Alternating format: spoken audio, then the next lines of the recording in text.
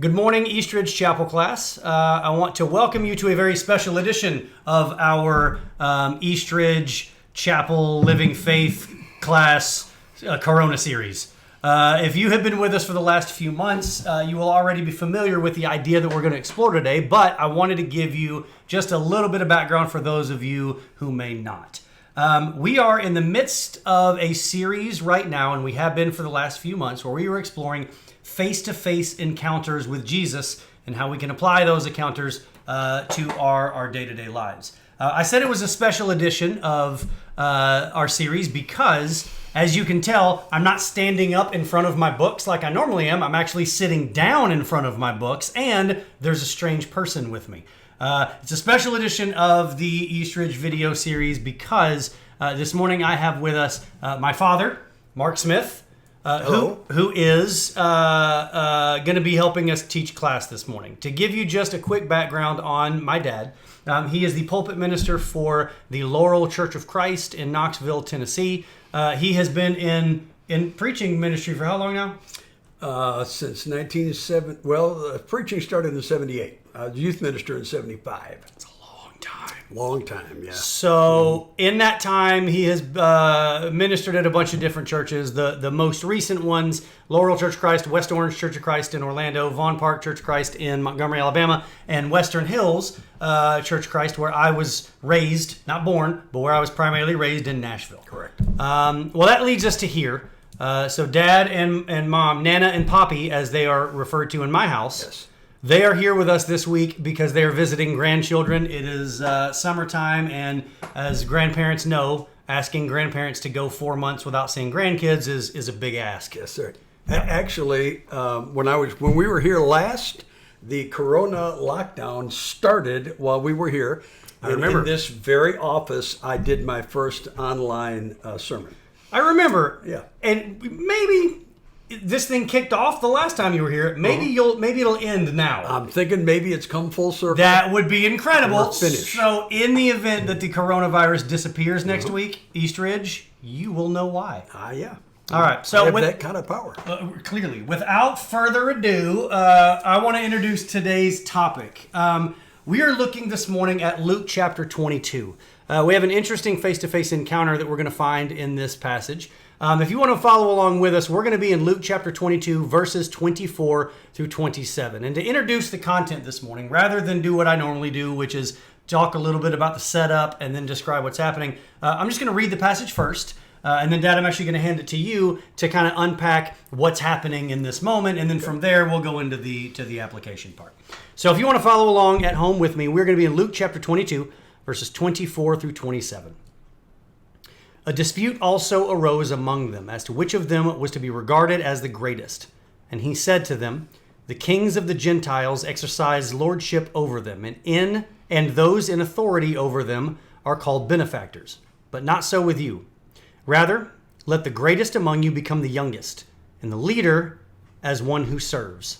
For who is greater, one who reclines at table or one who serves? Is it not the one who reclines at table? But I am among you as the one who serves." Dad? All right. This is one of those passages that really comes alive when you focus on the context. Not all scriptures are like that. Some passages of scripture just kind of stand on their own. But this one, the context really has a huge impact on the way we understand this passage. This is Jesus speaking on the last night before his crucifixion. This may be the most significant 24-hour period in human history. It's during this 24-hour period that the Lord's Supper gets established.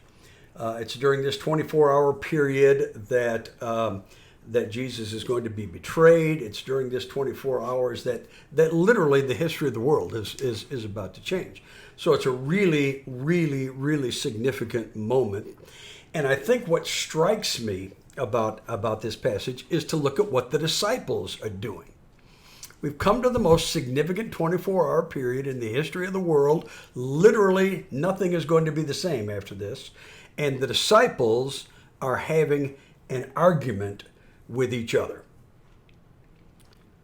I've been in ministry since 1975. It's shocking how common these dynamics are.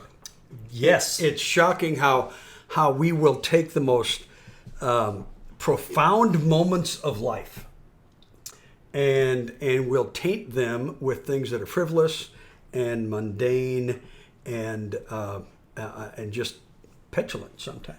I mean, we come to worship, and to me, that's the most sacred hour of the week, the most important hour of the week. And yet we'll often come to that worship hour and taint it because we're thinking about everything in the world except worship, except why we're there, except the God we serve.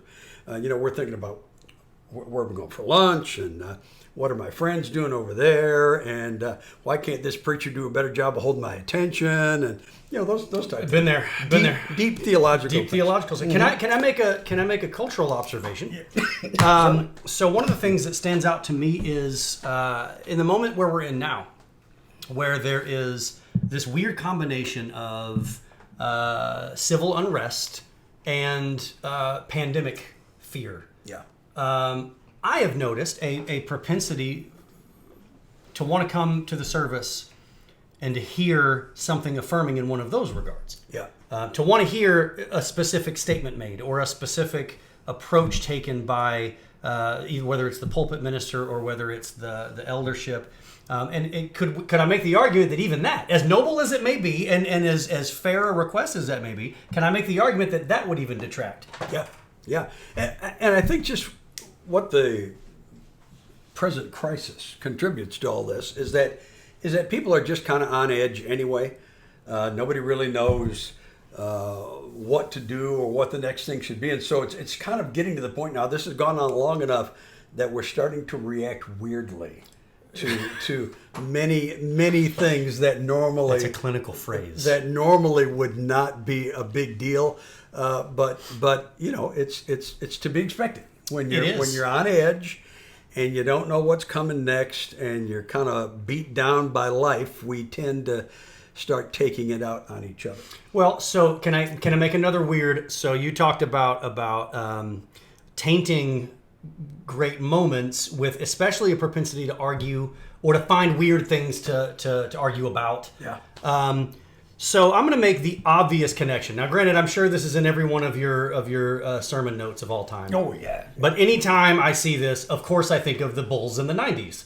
The Chicago Bulls in the 90s, right? Exactly. Deep theology. You know what was interesting about that? It's interesting that you had probably the greatest basketball team ever assembled. Why were they broken apart? Well, for those of us who had nothing else to do in our free time during those first couple of weeks when ESPN aired the thing. Yeah. Oh, you know what we learned? We learned they were broken apart because their different entities wanted credit. Yeah. And so you had this really great moment where that team maybe could have continued winning, but no, that was not going to be on the table because they had to stop and argue about who was responsible. The same thing happened to the Lakers in the early 2000s. Yeah. I make a lot of basketball references because I watch a lot of it. Yeah. And I think we're going to get to some of that here. Mm-hmm. But the Lakers in the early 2000s, is it Shaq's team? Is it Kobe's team? Who cares? You're winning titles. But no, we can't just be good. We can't just have a glorious moment. We have to stop and argue about who's more responsible, whose team it is. Well, is that kind of what we're seeing? That's what makes this passage especially significant. It's bad enough to me that the disciples are arguing with each other on literally the last day that Jesus is in this world before the crucifixion, before his physical body is going to be killed. They're arguing with each other. That's bad enough. What's really interesting about this passage is what they're arguing about. They're arguing about which of them is regarded to be the greatest, who's considered, if you will, to be the greatest. In other words, they're not arguing about who's the most effective. They're arguing about who's the most popular. And they're not arguing about who's really getting the job done for the kingdom. They're arguing about who's getting the best image, to use the basketball metaphor. Yeah. They're not arguing about whether we're winning the games or who's the best player. We're arguing about who's getting the most airtime. Or productivity. So that was to keep going with my sports analogies, which Keith Thomason's going to like this one. The Patriots. Yeah. Probably the greatest sports dynasty in the modern era, can make that I'm going to make that statement. That will probably get more debate going than anything I've said in 4 months. That dynasty, we're wired right now. Well, that's right. But the question of who was more responsible, Tom Brady or Bill Belichick? Tom Brady or Bill Belichick? So the amazing thing is it's not an acceptable answer for us to say those were two people both performing at a very high level. Yeah. And that combination of two people performing at a very high level produced amazing results. Right. We want to know who would be worthless without the other one. Yep. One of them is clearly carrying the load. The other one is freeloading, and the world can't wait to find out this year who it's going to be. And heaven forbid one of them gets paid $1 a year more than the other one. Exactly. But I like the observation, and you pointed it out, and I want to bring our attention back to it because I think it's really valuable for the purposes of our conversation, both as a church and also just as our conversation as Christians. It's not an argument about productivity. It's not an argument about who's more effective in delivering the message. It's not an argument over who's more effective at reaching the lost or about the tangible aspects of what we're supposed to be as Christians. Yeah. It's truly an argument about perception, about who is perceived to be the best. Who's considered the greatest? Who are the people out there in the sea of humanity when they look at the disciples? Which one of them are people saying is really the greatest disciple? That's interesting. And to me, this kind of thinking is still so common. It's just everywhere. And it's driven by the fact that we insist on competing with each other instead of being focused on what we're truly honoring God. We insist on competing with each other. I think one of the great tragedies of the modern church is that we have failed to develop the unity and the oneness and the cohesion that Jesus prayed about this same night. Sure. We have failed to develop that John 13:35 where the world will look at us and know that we're his disciples because of the love we have for how we treat each other. But the way we're so bonded, we're so united. We just haven't done that. We fuss, we wrangle, we fight. It takes very little to get Christian people to start dismissing each other. Sure. And stop associating with each other. Yeah. And at that point, once we've dismissed each other and we stop associating with each other, our influence over the world is gone. I'll make this point. So you're talking about kind of the meta view of what that looks like. From a micro view, and as a clinician, as a therapist, my brain always goes to, okay, but how's that happening? What's that look like? And so an observation that I've got of our current culture is that we feel less united because we're all kind of bunkered down right now, and we're all bringing in information, and the information we're bringing in is scary, and so it's creating in us a natural sense of defensiveness. Yeah. And if we're not careful, that defensiveness can be manifest as defensiveness against other Christians and against our church family or against other people who should not be on the opposing end of our arguments.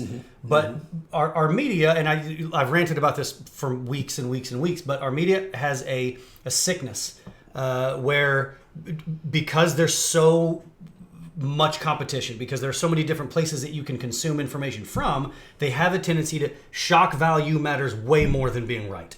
And scaring you matters way more than being objective. And the problem is the results of that from the media perspective is more clicks, more ad revenue, more money, viability in a space where viability is not easy. But for us, the end result of that is fear, isolation, and eventually, we start questioning everyone around us. And so I say that because in the moment that we're in right now, where we've been cloistered, I think it's really important for us to recognize how we're getting this defensive mentality and how we're pushing back. And I think it's important to notice that couldn't to not be united right now. It couldn't happen at a worse time. We have an incredible opportunity right now. Absolutely. To model for the world that the Christian worldview does something you can't find in any other place. Correct. We can model for the world that the Christian worldview creates a harmony, a mutual support, a mutual encouragement, and And quite frankly, when the world sees that, if they see that we can go through the most crazy time that any of us have ever been through and come out of it stronger and more committed to each other and more dedicated to each other than we've ever been, if they can see that, I would argue Christianity is really going to make a difference in the years to come. Absolutely. If we come through this and the world sees that the church and the Christians have acted just like everybody else. Yep. We turn against each other. We nitpick each other. We fight with each other. We focus on who's considered, not who is the greatest, but who's considered the greatest. Sure. Who gets the most likes on Facebook. If that's what we put out there, then we should not be surprised to find out that when all this is over, we're in the same mess that the world is in. Well, and staying calm in the sense of chaos. You talked about Christianity offering something that no other worldview can. I've said from the pulpit, and I've also said in classes before, that one of the biggest mistakes that we've made over the last decade is we've begun trying to replace irreplaceable things with very fragile things. We started to replace community with HOAs and CrossFit gyms. When in truth, we've never felt irrelevant as a church. The church has never felt irrelevant, but the culture has treated us that way. Right. And I wonder if how we respond in this moment of being a sense of calm and of also recognizing what we're looking at here, which is the necessity in not creating a competition and viewing each other through a competitive lens. Now is the chance. We Christians, we've been saying for years, we are relevant. Now is our chance to prove that. Yep. Now is our chance to show not only that we're relevant, but that this worldview allows for things that no other worldview allows for, and finding purpose in a moment like this and finding growth in a moment like this. Maybe that's it. For that to happen, we have to change the way we think about our competition with each other. Okay, so with that in mind, let's do this. Let's dive into the real world application piece as we look at changing how we view competition and how we view competition with each other for the purpose of trying to walk out of this conversation with some actionable stuff. Actionable, that's my word of the week. All the ministers on staff and the elders will get that joke. All right, so let's dive into the application piece.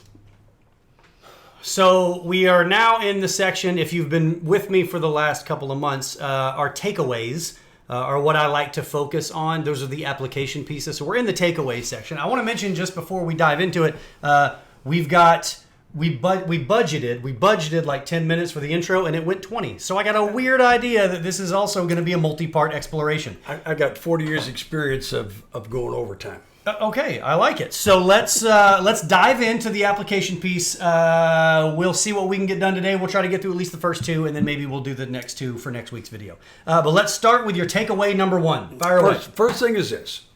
I think that it's important for us to realize, if we're going to interact with each other in a healthy way, that competition limits our potential.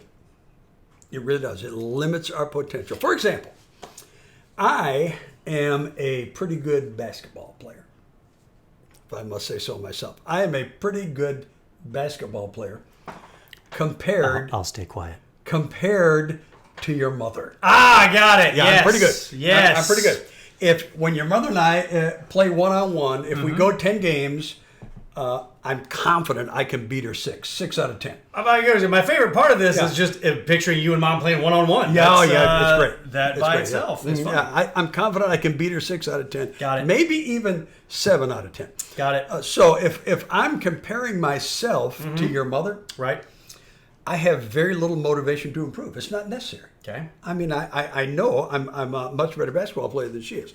Compared to you and your brother, got it. I am a terrible basketball player, and it's embarrassing, quite frankly, playing with you and your brother. You two are so much better than me that comparing myself to you just discourages me from trying. That's going to be my new ringtone. Yeah. The only way for me to stay motivated, if playing basketball was a big deal to me, the only way I'd stay motivated and reach my potential is to compare myself with myself. And that principle applies to every part of life, but especially our walk with God. God is not concerned about how we do in comparison with other people. God is very concerned about how we do relative to our potential. So let me expound on that just a bit from a clinical perspective. And I say from a clinical perspective as though this is unique to the clinical world, but my brain goes to conversations I've had with people, right? So I've been in this office in counseling sessions with individual people, and I've heard things like, well, I feel like I'm a dedicated Christian, but I don't, and then whatever's coming next is going to be someone they know or a family. It's going to be somebody close to them. Yeah. Well, I don't, and then they'll rattle off a bunch of things that they perceive somebody else to be doing. To me, that is, I think, speaks to your point. Yeah. So let's do. It's the "at least I'm not" mentality. In reverse, though, yeah, no, that's absolutely true. So we've got if I'm that person who, and let's maybe take this another direction as well. If I'm that person who looks at someone else and says, "Well, I feel like I'm a good Christian, but I don't do all these other things." See, you were thinking of that in a negative connotation. I'm thinking about in a positive connotation. So let me explain what I mean. Okay. The person that I'm describing says, "I feel like a good Christian, but I don't," and then there's this list. The list is, but I don't read my Bible every day. I don't do devos with my kids that are organized well in advance. Gotcha. I don't constantly read various Christian authors and then highlight the passages and then discuss them in discussion groups. Okay. You see what I mean? Yeah, I do. That's what I'm talking about. I'm talking about in the context of a counseling conversation. I've heard that a lot. I've heard I try to be a good Christian, but, and then it's in comparison to another person who they perceive to be doing better. Right. Okay. So you say it limits our potential. One. From that perspective, oftentimes it just makes you feel like a failure as a Christian. Yeah. And there's really no way to make up for that, because if that person who has expressed that belief then goes out and starts doing all those things, why are they doing them? Right. Not because it's what God asked of them, not because it's what they believe to be the right and appropriate thing to do, but because other people are doing it, so they think they need to do it too. Yeah. Still a competition. No matter how you slice it, that's not good for our faith. Right. And we tend to overlook, I think, the very clear message to me in Scripture that says God focuses on how we do relative to our potential. Okay. Not how we do relative to everybody else. And if we're constantly comparing ourselves to everybody else, it's going to end up limiting our potential. Like one passage comes to mind specifically. Romans chapter 12, starting at verse 6, Paul says, "Having gifts that differ according to the grace given to us, let us use them. If prophecy, in proportion to our faith." I think the key phrase there is that phrase, "in proportion to our faith." If service, in our serving. To the one who teaches in his teaching, the one who exhorts in his exhortation, the one who contributes in generosity, the one who leads with zeal, the one who does acts of mercy with cheerfulness. So Paul's point there is to simply say, God expects us to reach our potential. No more and no less. So the less time we spend worrying about everybody else and how we're doing in comparison with them, and the more time we spend focusing on how we're doing relative to what God has provided for us, I think the more quickly we'll find peace, and the more quickly we'll find that life in Christ really is pretty exciting. Everything should be done in proportion to our faith. Okay, so we are at our second takeaway for today. Okay. That's Which you, by is? the way. Oh, That's yeah, you. yeah, That's yeah. you. This is your job. Okay, I understand. Yeah. I kind of dozed off for a second there. That happens to me all the time. Yeah, the older you get, the less you pay attention. But I think the second takeaway is that we have to realize that competition also tends to taint our accomplishments. Okay. Competition will actually cause our accomplishments to seem, kind of ho-hum and not so great. Early in my ministry, I was preaching for a church that was running about 65 in attendance on Sunday morning. Okay. This was every Sunday. I'm not talking about the down Sundays of the year. 65 people in attendance. Granted, you were like 9 at the time, Yeah, so well, I would I imagine they were was struggling with a child in the pulpit. But anyway, go ahead. Looking back, that's really the only way I got hired. I had to find some 65 member church that was desperate. But so we had this big drive day, and we pushed and pushed, and we went out and knocked doors, and we did some advertising, and everybody invited their friends, and the drive day comes, and we have 130 people there. It was fantastic. We only had like 80 chairs. There's people standing up on the sides of the building. There's people just crammed in there, and it was a great, exciting day for us to double our attendance on a Sunday morning. Not one. Now this is back in the days when we used to have these things called periodicals. These little magazines that would get mailed into people's houses, and and there's a whole bunch of things here I can't explain to you younger folks, but mail and periodicals, and trust me, that's how we did it. So and the idea was everybody would tell what was going on. Not one periodical mentioned my drive day. Not one.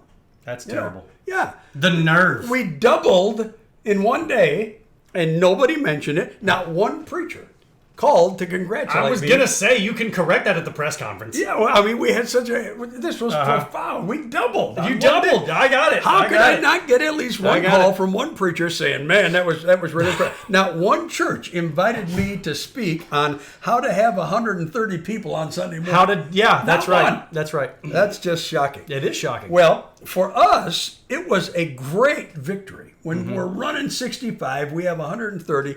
That was a huge celebration of a day, but nobody cared outside of our group because there's churches all over the world that have 130 people in attendance. Yeah. When we compete with each other and we have a victory, the victory kind of loses its luster because there's always somebody else that's doing a little bit better. So let me tell you, I'm going to give you two different thoughts as it relates to this type of competition tainting our accomplishments. Number one, the thought from the ministry perspective, right? Yeah. So in the last 4 months, every church in America all of a sudden became a digital machine. We all started putting out content online. This right here, I would have never done this 6 months ago, but we're doing it now because it's necessary. Mm-hmm. You know what I've discovered? I've discovered that no matter how good we get at Eastridge at the digital stuff, no matter how competent we feel at the digital stuff, there is another church doing it way better than we are. Oh, yeah. Their quality is way superior to ours. Mm-hmm. I was so pumped when I figured out how to do all the little words at the bottom and like to have the cuts and stuff. But I'm not going to go shoot B-roll for this. I'm not going to go shoot like a train passing, and then we'll talk under the bridge because that sets more of a tone. I'm not going to do that because I don't have the time to do that, nor do I have the ability to do that. But I say that because for us, our accomplishments from a ministry perspective, I'm very proud of the fact that we've done certain things. And for the record, for those of you watching, our conversation about what to do next digitally and how to create more of a connection this way is an ongoing conversation. So what you see now is not what you're going to see in perpetuity. Yeah. So we're trying to grow and we're trying to get better. But I think if we're going to compare ourselves to churches that have 4 times the size of us, their budget's way bigger. They've been doing digital stuff way longer. Look, despite size, we haven't been doing this type of stuff up until now. That's right. Because we valued face-to-face connection so much more. Right. Although, when we literally had no digital presence. I'm actually aware of that. Back in Knoxville. Right. When all this started. Mm-hmm. And so we were playing catch-up.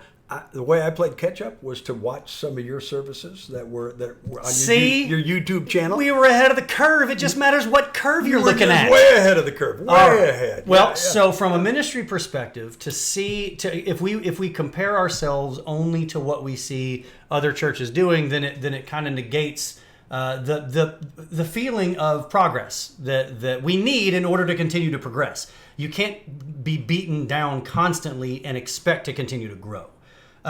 Secondarily, and part of this maybe is self-serving, but I think that's true for our members at Eastridge as well. I think recognizing that looking at where we are now as a church digitally and where we are now as a church in terms of our the way we connect with each other is not the way other churches do it necessarily, and you may find other churches that connect digitally more. I want to encourage you to rejoice with us. in the growth that we've seen and in the connections that we've tried to develop, but to stop short of saying, well, my church back home did this, or this church over here does this church over here does this, because you can lose yourself in that conversation.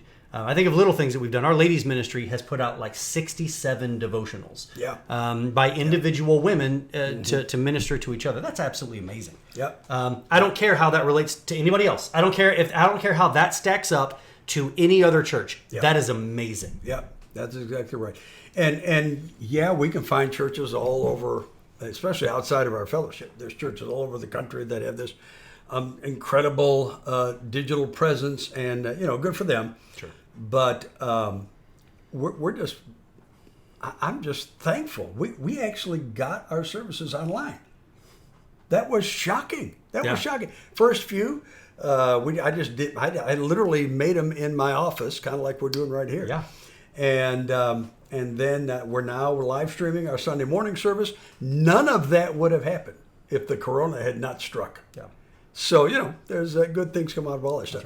Right. I'd like to add here, just so y'all know, we're not just, throwing this out of nowhere. There is some Bible behind this concept. Sure. I love Jesus' statement in Luke 15:10. He says, there's joy before the angels of God over one sinner who repents. Heaven celebrates when one sinner turns to God. What about us? Well, one. Well, right. we think, well, it's a start. Okay, we got a lot. We have a lot more to do. I think we're so quick to find the negatives in ourselves and the negatives in the things that we strive for, that we sometimes fail to give God thanks for the positives, and that's a problem, because it is possible for God to be just as pleased with some mechanic who struggles to even be in church on Sunday morning, but he just goes out of his way and he makes it happen. He gets there. It's possible for God to be just as pleased with that guy as he is with me, who's standing in the pulpit giving the message. God is not impressed by my sermons. God just wants me to do the best I can with what I have. And God does not dismiss that mechanic who's struggling just to get there. Right. God just wants that mechanic to be the best that he can be at following his will and serving him in whatever context he finds himself. And I think we really need to be careful about not beating ourselves up because we don't meet some standard that somebody out there has decided is the standard we're all supposed to meet. Absolutely. When in fact, the standard that matters most is the standard that God has set. And God's basic attitude is rejoice over every single person. That's right. Every victory. So as I suspected, we have way more content than we would like to fit into a single video, unless you just really want to sit through an hour of this. I don't, so I'm guessing you don't either. So what we're going to do is we're going to pause for just a moment and recap the first two takeaways from this passage, and then we'll close things out for this week, and we'll pick up the conversation again next week. So, Dad, if you want, go ahead and recap our first two takeaways for this passage. Well, first, competition limits our potential. If we are constantly focused on how we do in comparison with everybody else, then other people become the standard. Right. And other people may or may not actually be where God wants them to be. But if that's our standard, then we've now limited ourselves. We've now limited what we can do, and we've limited what we're capable of. And then the second takeaway is that competition also tends to taint our accomplishments. And that simply means that when a victory comes to us, when good things happen to us about which we should be thanking God and giving him praise, instead we tend to think, well, it's not nearly as great as so-and-so is doing.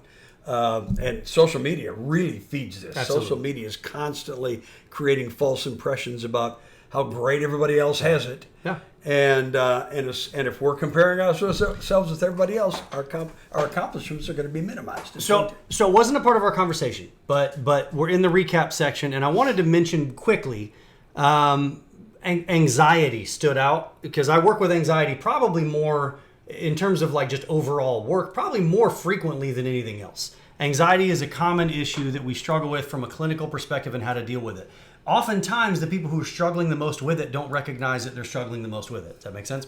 Yeah. Competition taints our accomplishments was your second takeaway. I want to give people at home the ability to recognize if anxiety may be something you're struggling with. You know, one of the markers, one of the lines of demarcation between people who are struggling with anxiety and people who are for whom anxiety is not a problem. You know, one of the ways in which I can tell? How do you respond to the victories in your life? How do you respond to the moments where you did okay, and moments where you had a successful thing that you did? If the answer is it's relief, you may struggle with anxiety. Let me explain what I mean. If you are someone who your victories, the kids succeed at something, or you accomplish a goal that you put in front of you, if the feeling that you get is relief, then you've probably got an anxiety issue, because in moments of victory, we should be able to be okay with the fact that we've succeeded in something. And if we can't feel a sense of accomplishment and a sense of happiness, I think what you're talking about here, the fact that competition tainting those accomplishments. You say competition, in my mind I think comparison, which I think is a safe replacement word. But the idea is if you succeed at something and don't feel like you can fully embrace it, because instead it's not joy, it's not happiness, and it's not excitement, it's just relief, or you have a moment of accomplishment and you start thinking of all the things that you didn't accomplish. So like there's one thing that was good, but here's these 17 things that I didn't accomplish. Then anxiety may be something that you'd want to look into, or give me a call and we can talk about it. I like that. All right, so those are our first two takeaways from this passage. As always, Eastridge Chapel class, thank you for joining us in this exploration. For those of you who will be here this morning, I look forward to seeing you. For those of you who are not, I look forward to seeing you again very soon. Until then, I love you, I miss you, and I can't wait to be together again very soon.